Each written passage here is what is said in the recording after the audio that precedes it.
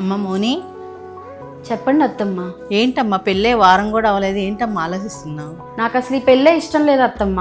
అదేంటమ్మా, ప్రేమించుకుని పెద్దలు నొప్పించుకునే పెళ్లి చేసుకున్నారు కదమ్మా. మీ అబ్బాయి నన్ను బాగా చూసుకుంటాడని మా ఇంట్లో మొండిగా కూర్చుని మరీ మా అమ్మ నాన్న ఒప్పించాను. అంతా సెట్ అయింది అని అనుకున్న తర్వాత మీ అబ్బాయి ఏమన్నారో తెలుసా?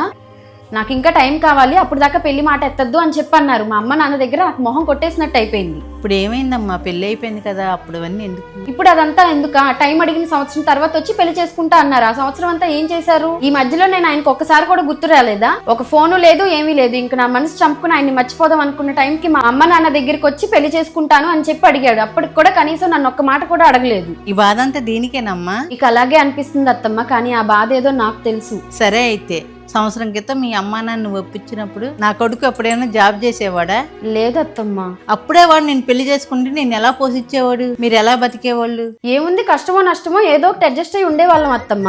ఆ కష్టం నువ్వు పడకూడదనే సంవత్సరం లోపు మంచి జాబ్ చూసుకుని మీ అమ్మ నాన్న దగ్గరికి వచ్చాడు. మీరు అప్పుడే పెళ్లి చేసుకుంటే మీకేం అవసరం వచ్చినా ఆడు పెట్టలేకపోయేవాడు. కానీ ఇప్పుడు ఏం కావాలన్నా ఆడి దగ్గరుండి చూసుకోగలడు, ఎందుకంటే జాబ్ ఉంది కాబట్టి. ఇవన్నీ తెలిస్తే నువ్వు బాధపడతావని నీతో ఏం చెప్పలేదమ్మా.